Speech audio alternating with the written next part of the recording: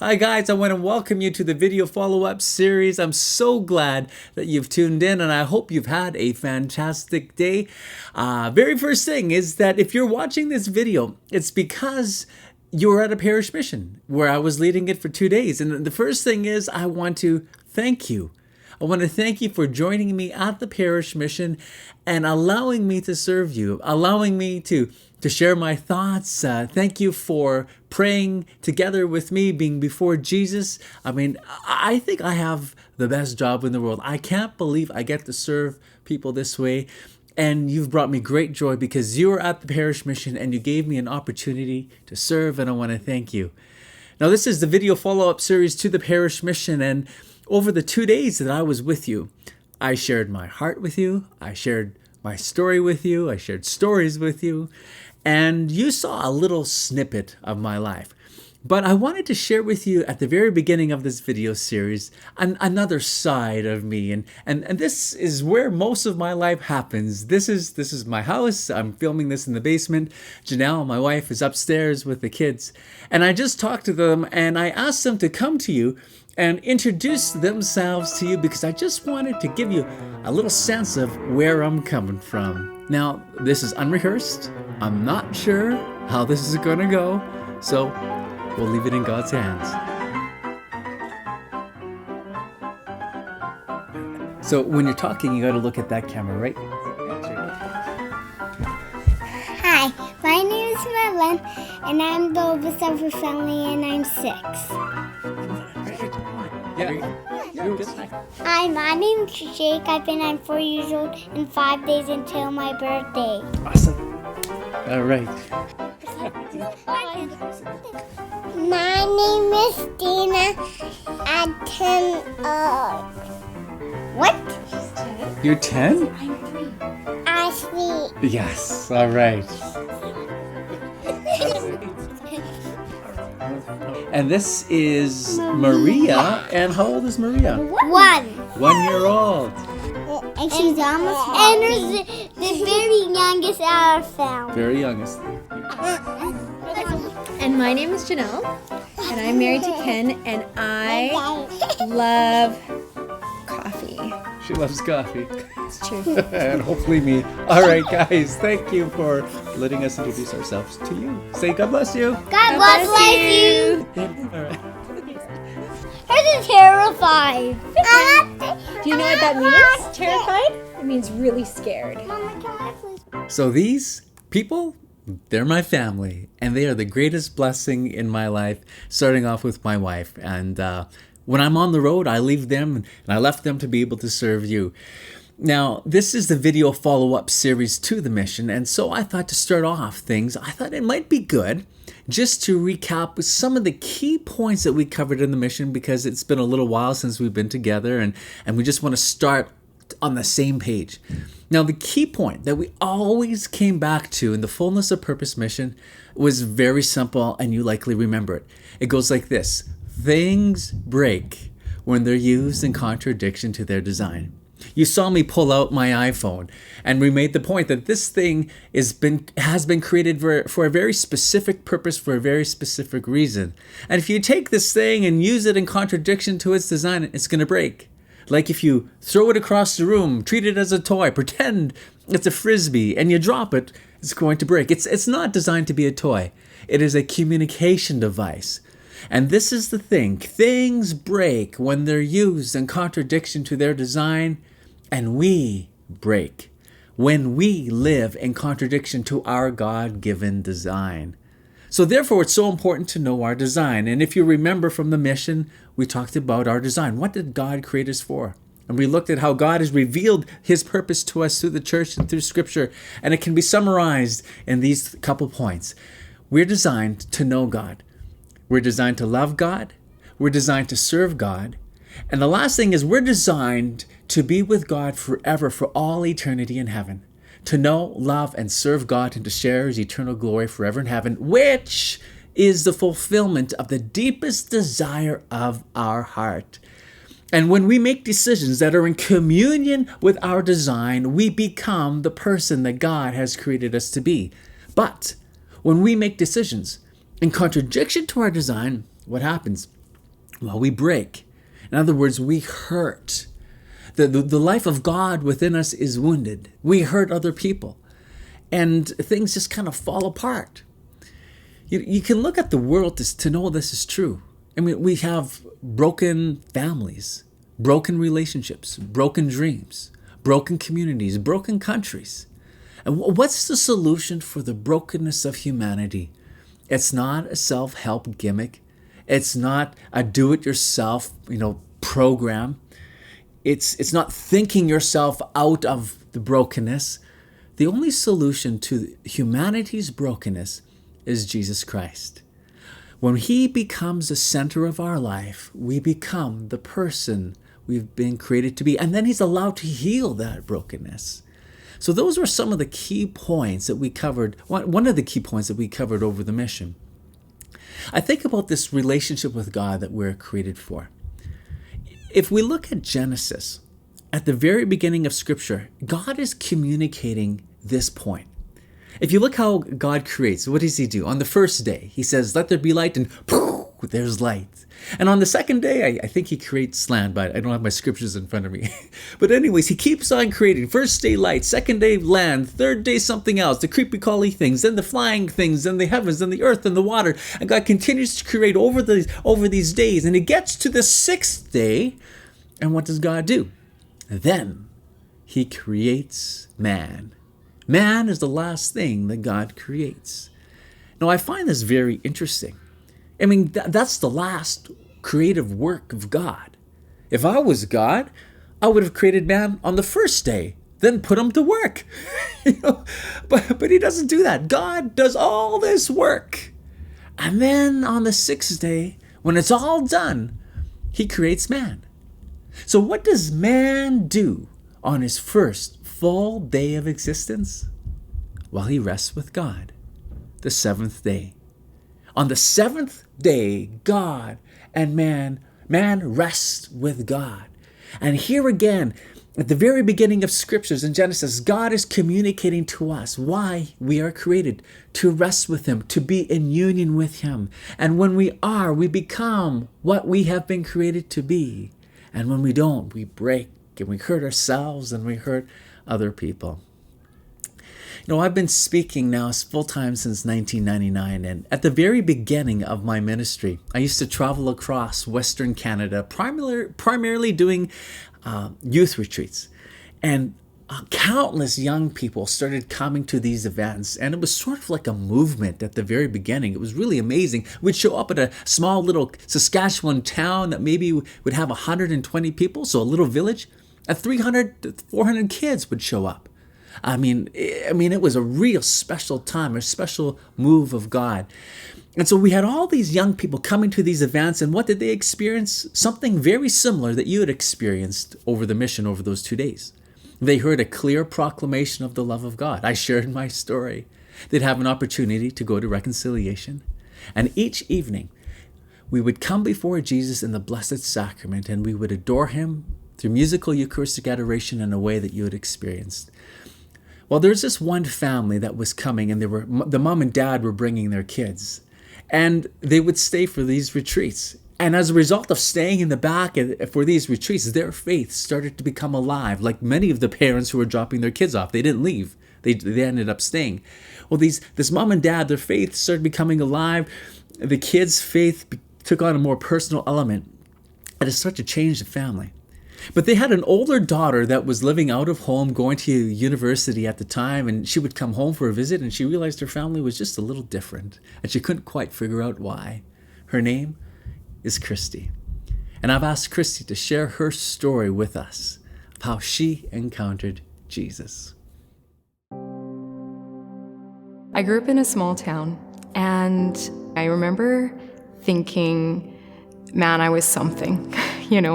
I was top of my class. I was well respected by many people in the community, my teachers, my bosses at work. I did well in sports. I was editor of the newspaper on the SRC. But that wasn't quite enough for me. I thought, I wanted it all. I wanted it to be popular on top of that too. And I started to experience a lot of anxiety at that time in my life because I was so set on pleasing people. When I went away to university, I thought I kind of had it all together. All the people that I knew, all we did was go out to the bars on the weekends, drink too much. I was constantly worried about what I was wearing or how I was going to impress the next group of friends. We were out at a bar and I drank too much and I'd spent my whole night trying to get someone to notice me. And I came home and I was lying on my bed and I remember just thinking, like, is this as good as it gets? Like, is this really what life is all about? And, I was thinking about kind of the direction that my life was taking, and it didn't look very hopeful to me. And I started to realize that I actually wasn't very excited about life anymore. When I left my small town, I had all these hopes and dreams for what I could be, what I could do.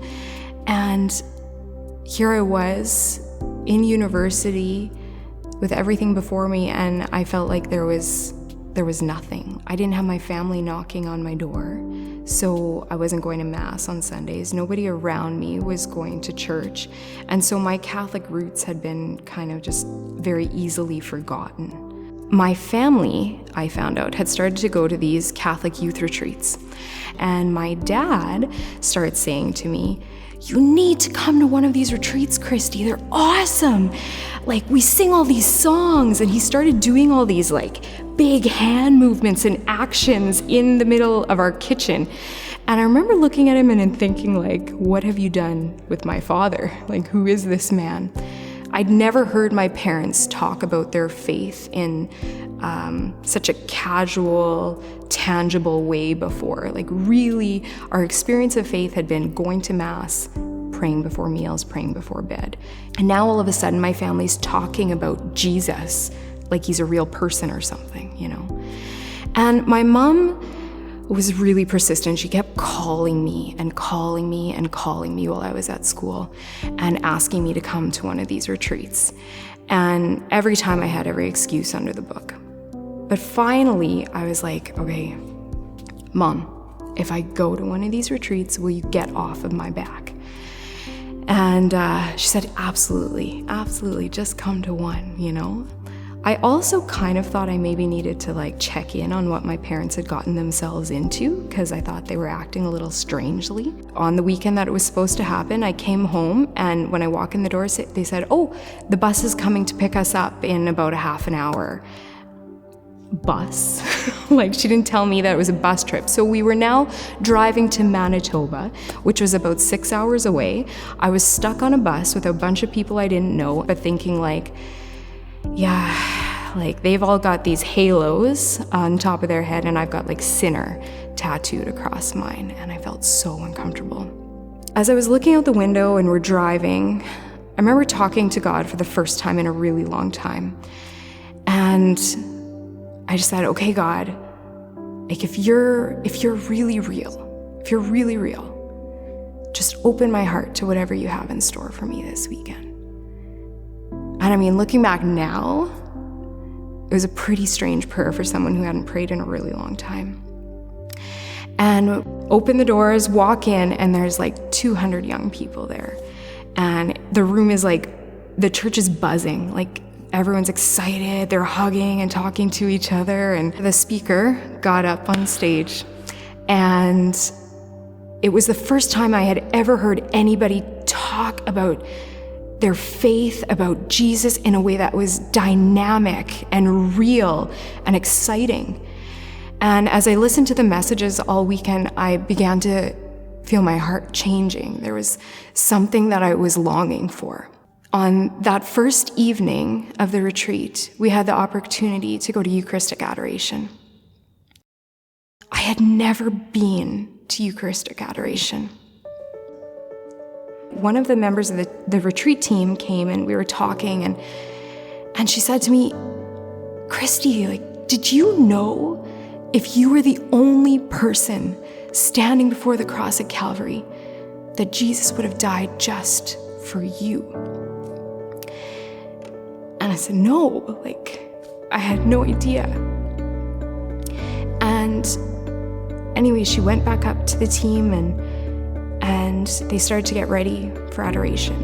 And as they began to play the music, I felt drawn to the Eucharist, but I didn't really know what was going on. And even though I didn't know what was going on, I remember just thinking like, this is Jesus. And it felt as though someone took me in their arms and laid me down. And I just laid there listening to the music and knowing that Jesus was real at the core of my being. After that night, I thought, you've given me everything. How can I not give everything back to you? And everything changed for me that weekend. I went back to university and I phoned my one and only friend that I knew went to church on Sundays. And I said, can you take me to Mass next Sunday with you? And he said, absolutely. And you can also come and join the choir.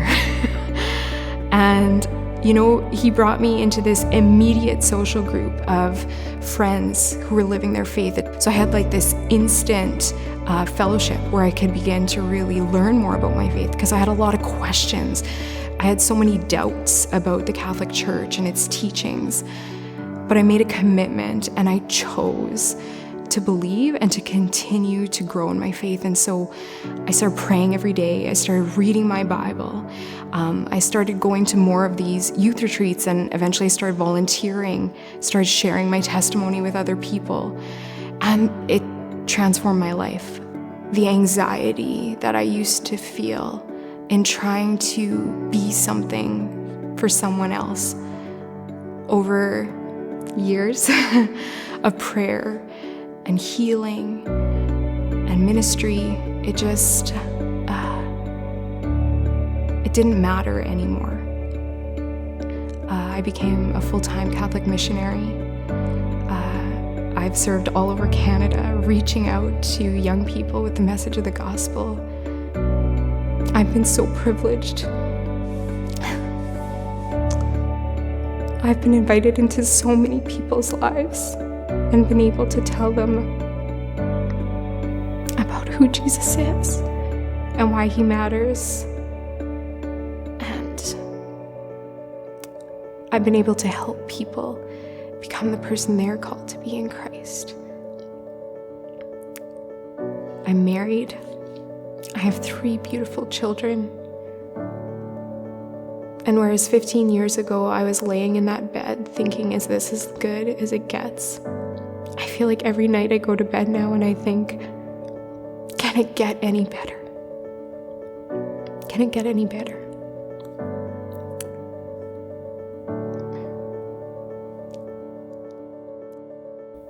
Christy's story is a beautiful example of how our lives can change by meeting Jesus Christ. Now, sometimes we think that Jesus was just some sort of historical figure 2,000 years ago, and we're just supposed to model our life after him and his teachings. And that's true, he's historical, but this is also true that he's present now, that he wants to work in our life now, that his words, which he said 2,000 years ago, are just as relevant now, today, as they were when he said them. For example, Jesus said, a peace I leave you, my peace I give you. I do not give as the world gives. Do not let your hearts be troubled. Do not be afraid.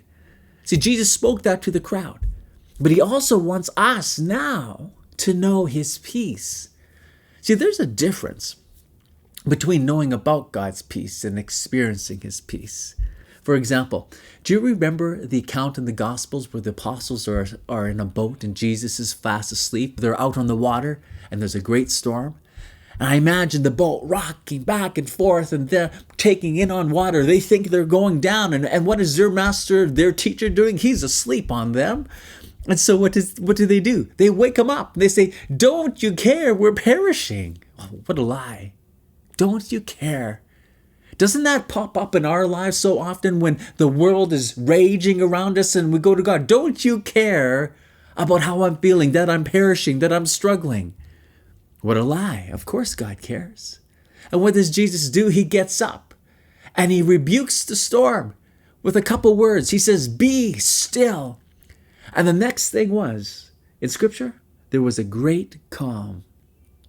Now you know the story. But there's a difference between knowing about the story and experiencing the peace of Jesus Christ in our life.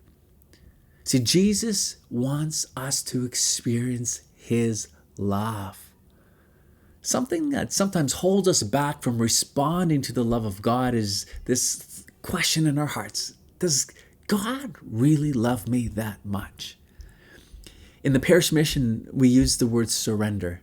Have we surrendered ourselves over to Jesus? And the word surrender sometimes has a negative connotation. For example, a soldier in war, when he surrenders, what happens to him?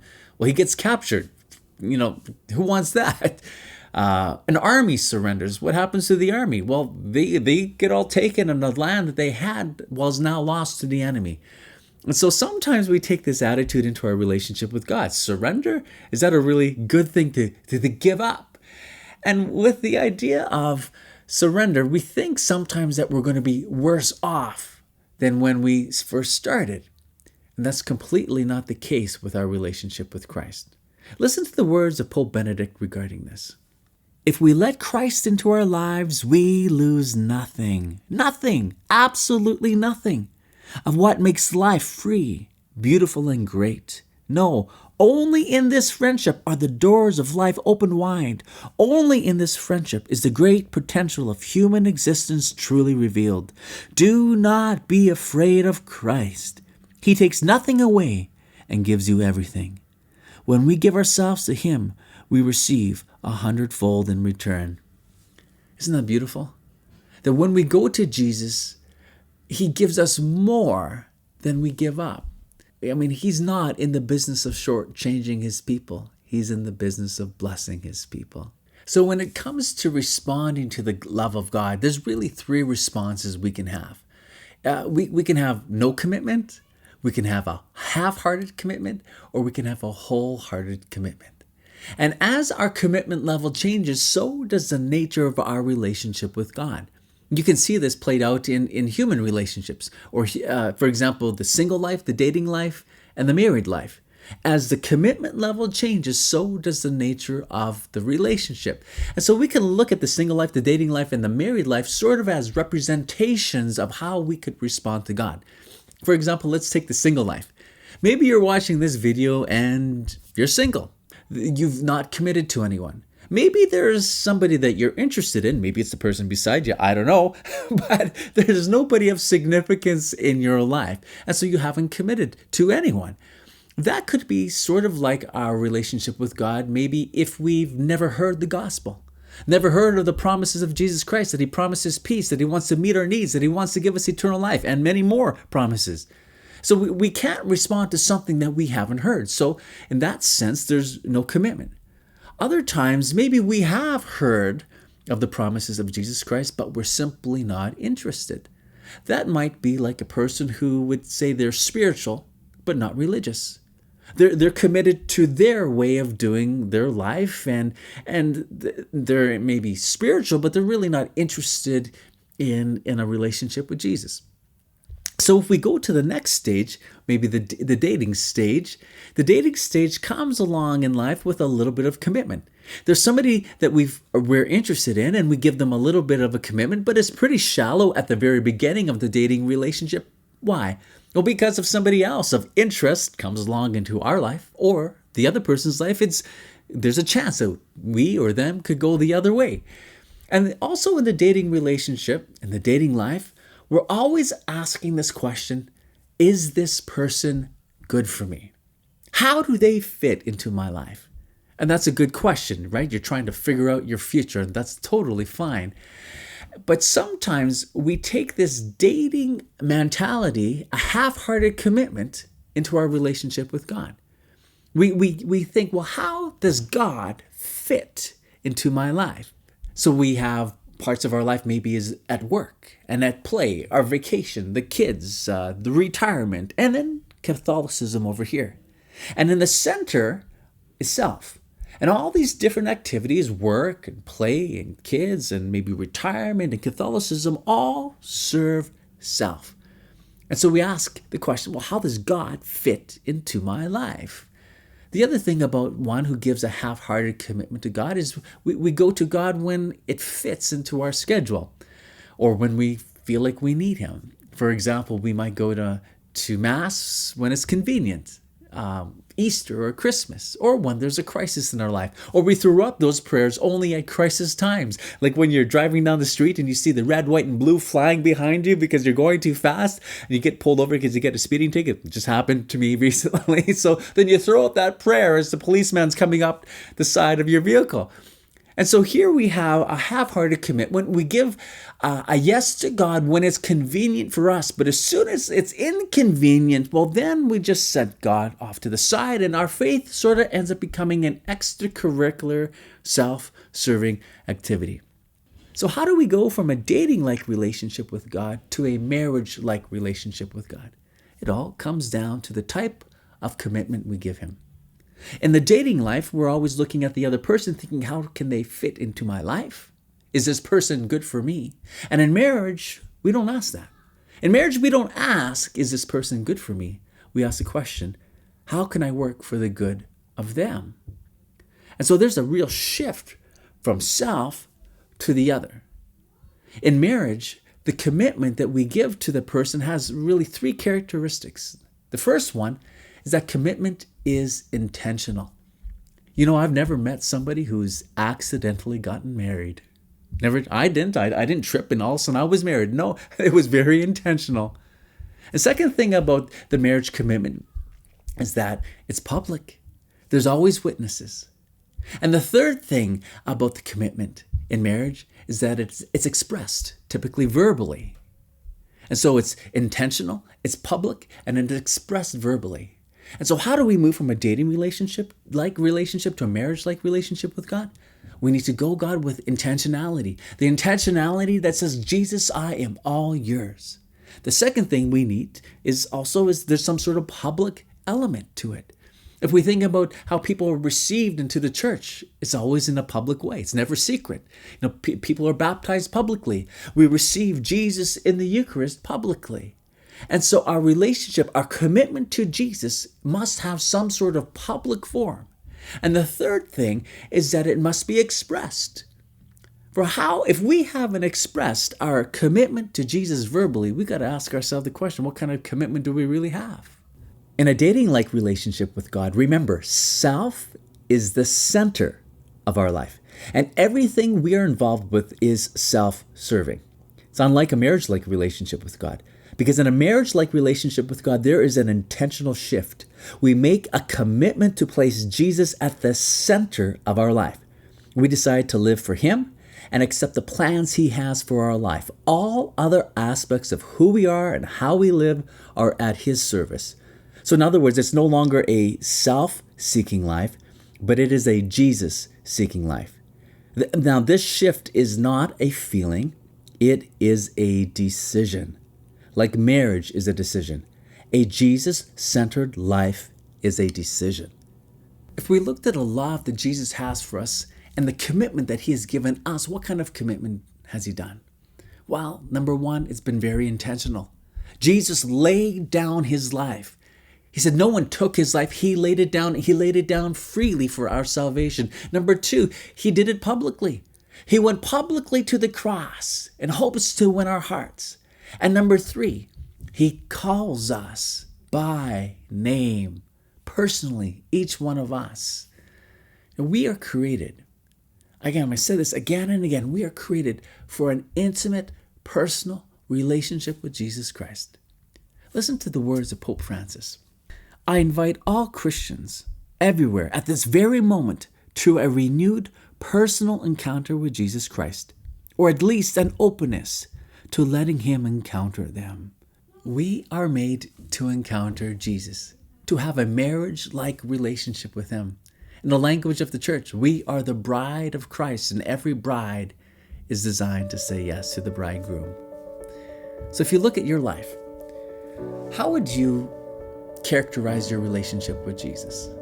Would it be like the single life, the dating life, or the married life? What kind of level of commitment have you given him? And the next thing I would ask you is this: what kind of level of commitment do you want to give him?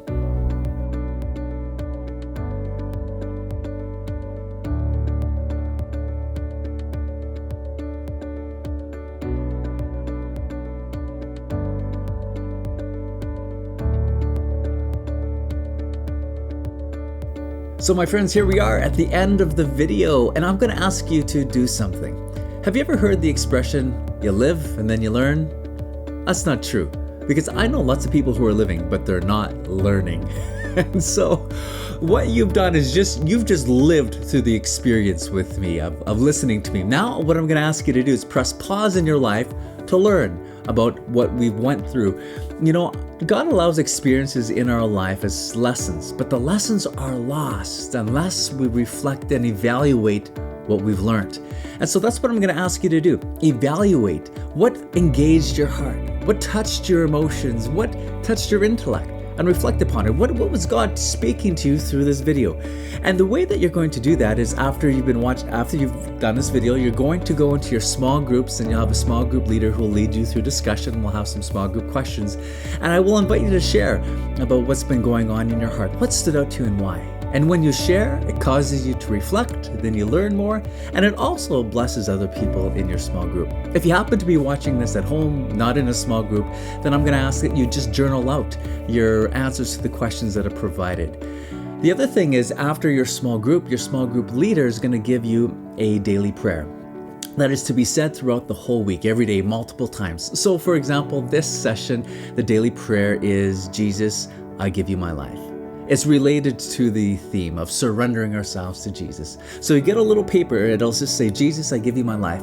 I would encourage you to pull out that little piece of paper multiple times every day throughout your week and say that prayer. Maybe you want to do it right at the very beginning in the morning. Just pull it out and say, Jesus, I give you my life. Then mid-morning, then noon, then afternoon, and then supper time, maybe in the evening.